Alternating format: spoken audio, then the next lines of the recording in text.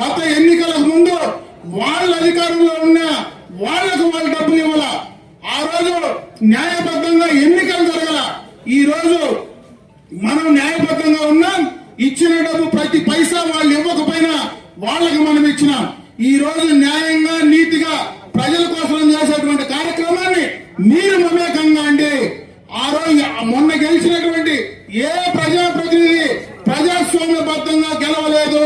ప్రజాస్వామ్యబద్ధంగా గెలవనటువంటి వాడికి గౌరవం ఇవ్వాల్సినటువంటి అవసరం లేదని చెప్పి సందర్భంగా కూడా నేను ఈ సందర్భంగా మీకు తెలియజేసుకుంటా ఉన్నాను. కాబట్టి ఆ స్థానిక సంస్థల్లో రేపు మన కూటమి ప్రభుత్వంలో మనం తెచ్చేటువంటి ప్రతి పైసా మన ద్వారానే ప్రజలకు చేరే విధంగా, అది మీ ద్వారా కార్యకర్తల ద్వారానే ప్రజలకు చేరే విధంగా చర్యలు తీసుకుందాం.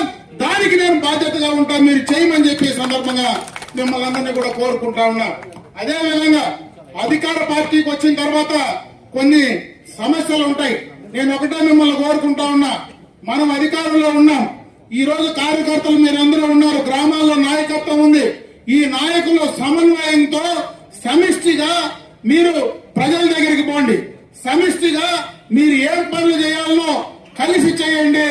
మీరు చేయడానికి మిమ్మల్ని అన్ని రకాలుగా, అటు రాజకీయ పార్టీగా ఎవరు రాజకీయ నాయకులుగా ఎవరు అక్కడ ఫిట్ అవుతారో, ఎవరు ఇంకొక రకంగా ఆర్థికంగా ఫిట్ అవుతారో మీరు తేల్చుకుంటే ఖచ్చితంగా మిమ్మల్ని ఆర్థికంగా బలోపేతం చేయడానికి గాని, మిమ్మల్ని రాజకీయంగా బలోపేతం చేయడానికి గాని ఖచ్చితంగా పార్టీ మీకు అండగా ఉంటుంది.